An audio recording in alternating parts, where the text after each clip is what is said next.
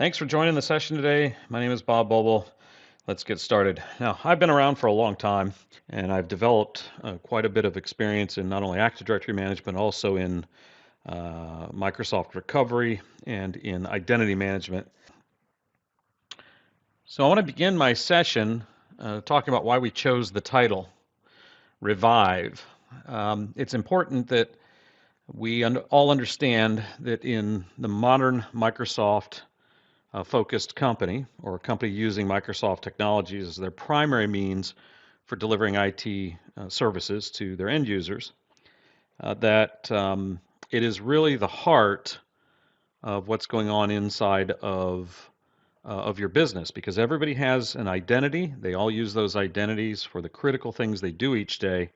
And if that identity is not available, it stops business. And you can imagine large retailers or manufacturers, if their Active Directory stops working, their business stops. So you have to be setting yourself up to avoid these outages, but understand that they're going to happen. You're going to have upset customers. There's going to be people that won't be able to get their work done for short periods of time. Well, we hope it's short periods of time. You want to minimize how long it takes to recover in those situations. So just to prove a point, outages absolutely happen, and they're very costly. And so as we've been watching the news or the media in 2020, 2021, you might start to think, wow, it's happening more frequently, and you would be right. So what are the common causes? Well, it can be as simple as a mistake. IT person makes a mistake, it gets rolled out, causes a couple users. They accidentally, for example, revoke maybe 50 users Office 365 licenses. That identity has now been changed, the license has been removed, and now all of a sudden they can't reach, they can't use Office, they can't use their email, etc. It could be malicious. Somebody finds out they're going to be termed, or somebody finds out there's some extra permissions that they have that maybe they shouldn't inside of Active Directory or maybe one of the related systems, and they exercise those thinking that they can either get ahead or some personal gain.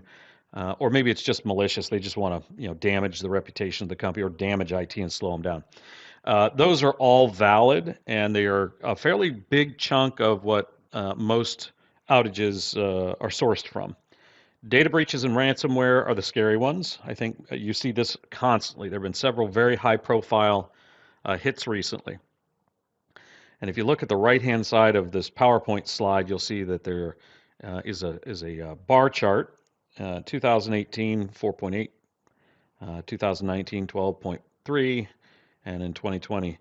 These are the number of cyber incidents that are felt by companies. So you'll see it's definitely trending upwards. 18% of the organizations they surveyed had been hit with some sort of outage over that period of time. And IBM's report was a little bit further. It was talking about data breaches and what happens, and they actually started to calculate how much it costs. And on average, data breaches in organizations worldwide, on average now, cost almost $3.9 million. And again, the top two bullets there are the most prevalent ones.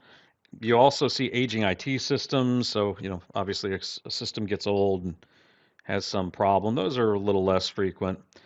And all the time that these things are going on, there are always new exploits being discovered. There are just so many ways people can get at, especially your legacy Active Directory. And now that it's being exposed to the internet to do connectivity with the cloud, there are all sorts of ways people are getting in. And you have to really, do your due diligence to make sure that you understand what's going on, and then find some solutions like Cayosoft's to help protect from that. So what are the real challenge of hybrid Active Directory? That's where you've connected Active Directory on-premise and you're syncing your users and groups from on-premise Active Directory into Azure Active Directory. Well, instead of just one directory, you now have two, each with its own set of rules and operational behaviors. So that's kind of a little bit of a challenge, right? You don't own the cloud servers any longer, so you may find that it's harder to see what's going on, and you get reduced visibility. Events have changed, for example. If you're used to reading event logs, you're going to see different types of events. You have to learn that. Event logs are great. We do know of several items that are just not logged that are pretty critical items. And also, your event logs are often the first subject of attack when a threat actor is trying to penetrate your directory and take over your network. And so they'll often turn it off. Now I know the unified log in Office can be disabled or enabled with a PowerShell command. Pretty interesting. That one is sort of the most, I think, simple example of how somebody could mess with it. But other attacks are much more sophisticated and go after your Windows logs, your Active Directory logs, etc. A lot of people sort of expect that, hey, in this sophisticated environment, I can just replicate things up and I have a backup immediately. Well, it's kind of partially true. The problem that you have is it doesn't really tell you what's changing over time. And people tend to then rely on the recycle bins. Recycle bins are undelete only. That's it. They're not undo a change. They're undelete. That's all they do. So if, for example, you strip out a group membership or you run a script and it changes a bunch of attributes, or somebody in help desk is given a support ticket and they're going to change a bunch of accounts, they just change the wrong accounts, there's no way to get that back. There just is nothing built in to do that. And so you have to do that on your own. Microsoft is not going to recover your information. They'll let you use the recycle bin to undelete something that might have been deleted inappropriately, but that doesn't mean that everything's going to come back in the state it was deleted either. But they don't do that. You have to do that. And so all of these things combined with the fact that if you make certain changes on premise and they replicate up, for example, permissioning accounts on premise in the cloud for administrative tasks, little mistakes can have very, very high costs. So you want to avoid those mistakes. And if there are mistakes or malicious changes being introduced, you want to see those as quickly as possible and then respond. So Gartner had a different look on these types of outages, $300,000 per hour. That's a tremendous amount of money. But if you think about it, imagine a retailer goes completely offline. They're making $50-60 billion a year, and their entire enterprise is offline for 3 days. You can imagine the costs there. That's a pretty extreme example. Smaller businesses, they go offline for a couple of days. They just might go out of business. I know of one university in Ohio that was hacked. It took them several months to get back. And then they immediately got hit with the pandemic. So it's very, very important that you understand that you will be hacked or you will have an outage at some point. You need to figure out how to set yourself up to recover quickly and gracefully from that. And at the heart of the beginning of a recovery for most organizations is the recovery of the Microsoft identities. They are the heart of the business from an IT perspective. Everything that people do nowadays, you use that login, that username and credential to get to your office, and now you're collaborating, communicating, etc. So that often is the very first thing that people cue in on, that it's so critical you bring that up first to get people at least getting their email working, etc. And you have to bring it back in a way that doesn't reintroduce the problem, so keep that in mind. And then they bring other systems back online, like SAP, which is probably has integrated authentication with Azure or with with Active Directory Legacy. But they bring those other applications on as quickly as they can. That can still take time, but the very first thing you're going to do is try and get back your identities. So to help along, I created 3 questions I would be asking myself if I was responsible for making sure that we don't have a company-wide outage. And the first one is pretty simple. Am I already protected from malicious changes or mistakes? I'm guessing most of you are thinking, we do have some things in place, but I'm not exactly sure how much. Some people will say, yes, we have a solution that does backup and recovery of my identities. Some people will say, yes, but I'm not totally happy with what I'm getting out of that solution. Maybe there's some things that they would like to see done better, or maybe they're just not using it enough because it doesn't have enough value in the product to keep you constantly in and using it. And then some of you just say, no, we don't have any kind of backup. We've been putting it off, or we haven't seen the need now until our competitor or somebody down the street had a problem. Second question, pretty simple. Will I know if someone has changed my directory settings, my directory data? Have they changed my conditional access policies? Have they gone in and changed my exchange recipient policies? Who knows what they're doing to try and hack your systems? But do you know what's actually changing, not just in your AD, not just in Active Directory in the cloud or Azure AD, maybe it also includes external sharing with Teams, things like that. You need to really think about how you're going to get a correlated view of what's going on in your environment. And then you need to be using that data. We're going to talk a little bit about that. And then finally, I guess the big question, how long is it going to take me to recover from the next AD or Azure Active Directory outage that I'm hit with, and what will it cost? Now, I've had a couple people come back and say, yeah, we're worried about AD, but we have Azure AD up there to help us. And there are processes that you can use to bring up Azure AD, let people use that until you can get the on-premise AD back up and running. It's one strategy. Unfortunately, they don't realize that Azure AD has outages as well. You may not lose your tenant, but let me give you an example. We were working with an organization who was in the process of testing backup and recovery for Active Directory. And they started getting, this is Saturday afternoon, started getting help desk calls, and those calls were, hey, we're not able to use Teams, or my email's missing, or whatever. And it turned out that about 4,400 of their employees had inadvertently had their license removed. And so that was something that was very difficult to sort of detect one at a time. And then how would you ever know how many other people were out there that had that same thing happen? So they called one of our engineers. They got on a web meeting, a Teams meeting, and they saw that one of the GBL, the group-based licensing groups, had been stripped of some of the members. Not all, but some of them. With the solution, they were able to recover that in a few minutes, and then within 15 or 20 minutes or so, everybody was back up and going. That is a very common situation, that you have outages, not necessarily caused because you lose the objects, but because the data on the objects has changed. And you have to kind of keep that in mind. That's going to be something you're going to look at. So you're not only going to look at your objects for deletions and undeletions, you're going to look at your object attribute data for changes, because that affects not just your identity and your login, it also affects the access levels that people enjoy, especially if you're using something like dynamic groups, or you have a lot of groups that you've brought across that you would never know who's in those groups because they were all manually built over time. And nobody prints that stuff out, right? It's too arduous to try and work from paper. So keep that in mind, and plan for the next outage, not if you have an outage, plan on when you have it. Are you ready? Now, in order to stay with the rule of threes here, we have three things that we look at this problem, as Cayosoft in general looks at this problem, of the three things you need to really concentrate on in order to have a full and effective defense against outages, and also in the event or when your outage happens, you're going to be able to hopefully pull through much quicker, reducing the costs and hopefully saving your company a lot of money. For me, I think this is as simple as you can get it. You don't have to go learn a bunch of new terms. Secure management is where it starts. You have to make sure that you're overcoming some of the limitations of the native interfaces from Microsoft. Things that either over-permission people or don't provide enough control over how things are changed. Not what's changed. They have roles for that. May not give you everything. Might be too much in some cases. Do not just go out and grant domain admins or global admins. You want to reduce that. But securing your management and then doing some other things around management to remove the human element is fundamentally critical, especially getting around some of the limitations that Microsoft has introduced just because of the way they built their interfaces. The second piece is continuous change monitoring. You have to keep on top of what's being changed. Again, careful with your logs. They're the first point of attack often.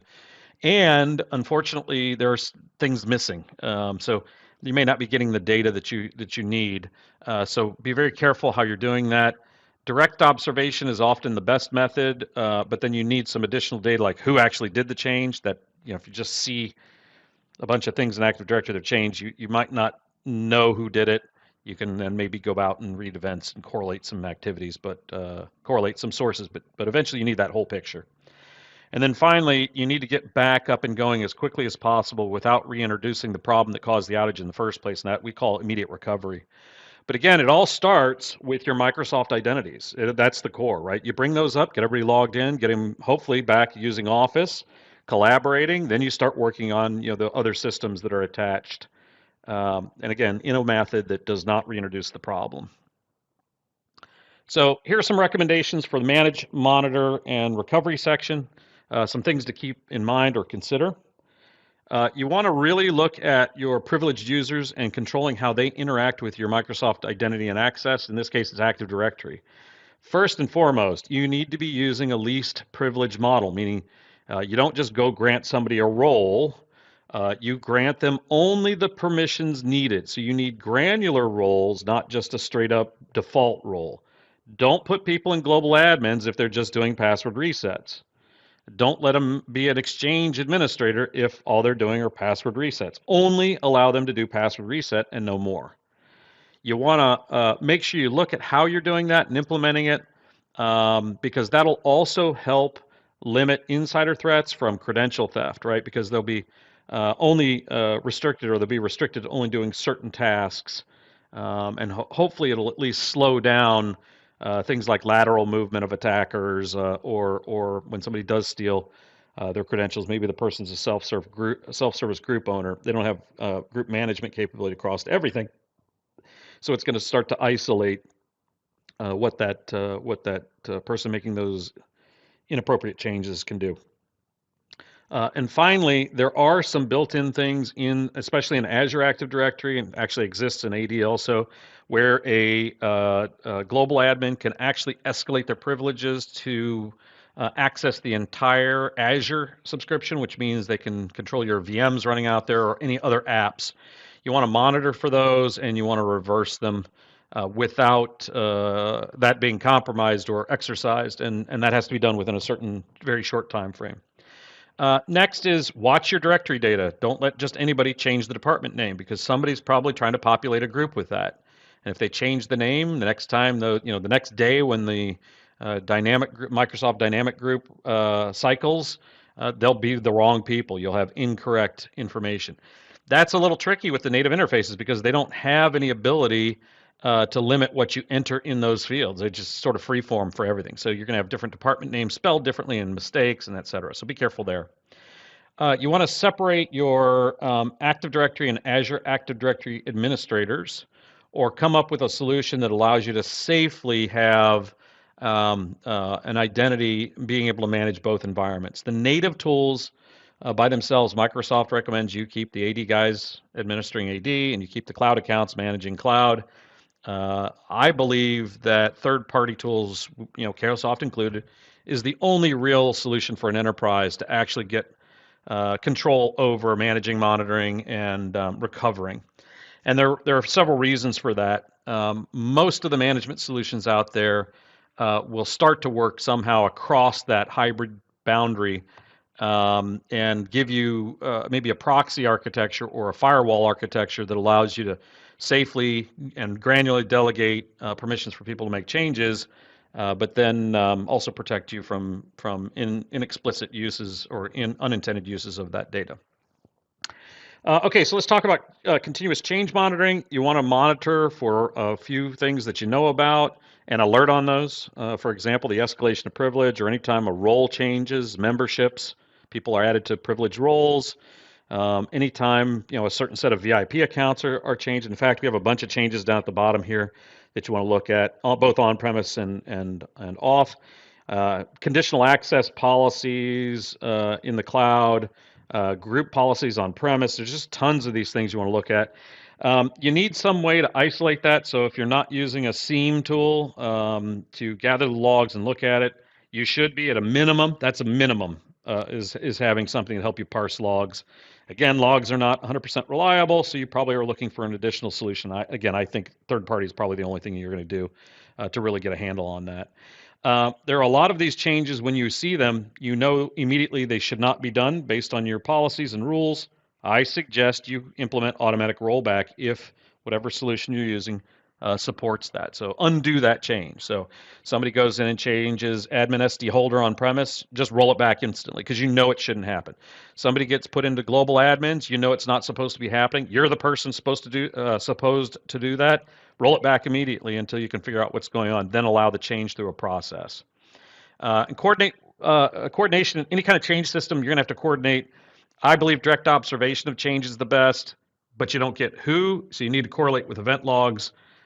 Because that's where you're going to get the before and after, maybe, unless you're tracking that. But certainly the initiator is recorded by the native interfaces. And then finally, prepare for immediate recovery. Again, when, not if. And the real thing is, can you afford a manual recovery? There are ways to do it, but how long is it going to take and what's it going to cost? You need to continually test your backups, meaning restore them, and also make sure you have the data to do an investigation so you can make sure it doesn't happen in the future. Cayosoft, we do this. This is what we do. We think we do it the best. We do certainly manage, monitor, and protect. Here's a white paper that we offer about protecting and avoiding outages in Azure. And of course, we also provide both full recovery. We have a big announcement on this here at Ignite. So if you're haven't already been past November 2nd, you're watching this before November 2nd, stop back after November 2nd and take a look at what the announcement was. And finally, here's some things that sort of give you some bullet points on what we do. We're happy to help you in any of these respects, and we do full-blown, true hybrid. We manage on-premise, the hybrid, and the cloud model or cloud-only model. So if you're just interested in Office, we can do that also. Thank you very much for attending my session. If you have any questions, visit us at cayosoft.com. We hope you will.